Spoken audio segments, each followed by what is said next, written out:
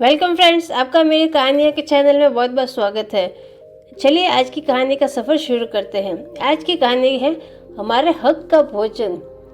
Friends, एक दिन की बात है। राजा विक्रमादित्य की राज्यसभा में एक महात्मा आए। राजा विक्रमादित्य ने उनसे पूछा, मैं आपकी क्या सेवा कर सकता हूँ? तब महात्मा ने कहा, मुझे भूख लगी है, कृपया आप मुझे भोजन दे दीजिए।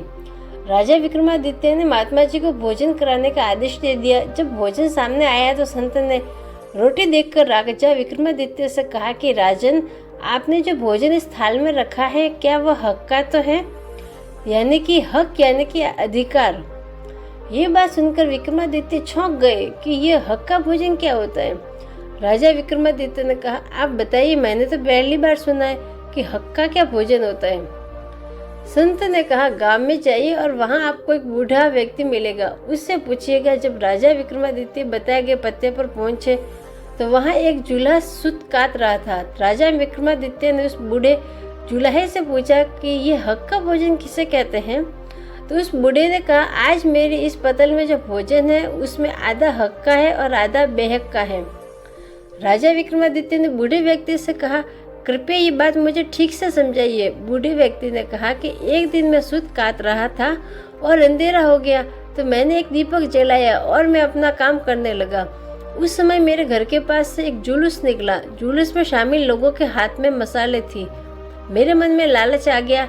मैंने दीपक बुझा दिया और उनकी मशालों की रोशनी में अपना काम करने लगा। उस काम से मुझे जो धन मिला उससे मैंने ये अन्न प्राप्त किया, और ये अन्न आधा हक का है और आधा बेहक का है। इसलिए है क्योंकि जितना काम मैंने उन लोगों की मशालों की रोशनी में किया था, उतना धन उन लोगों के हक का है। ये बात सुनकर राजा विक्रमादित्य समझ गए कि हक का भोजन किसे कहते हैं। जब भी कोई काम करो तो दूसरों को उनके काम का क्रेडिट जरूर दो। हमेशा ध्यान रखें कि कुछ पाने के लिए सबसे पहले आपने संसाधनों का उपयोग करना चाहिए। अगर दूसरों के साधनों का उपयोग किया है तो उन्हें उनका श्रेय जरूर देना चाहिए।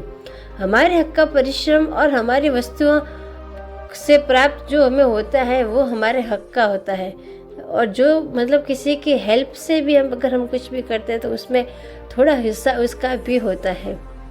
Thank you friends. आप आज की ये मोटिवेशनल स्टोरी आपको कैसी लगी मुझे कमेंट करके ज़रूर बताएं। मेरे चैनल को लाइक करें, शेयर करें, सब्सक्राइब करें। कल फिर मिलते हैं एक नई कहानी के साथ में। तब तक के लिए जय हिंद, जय भारत। Thank you.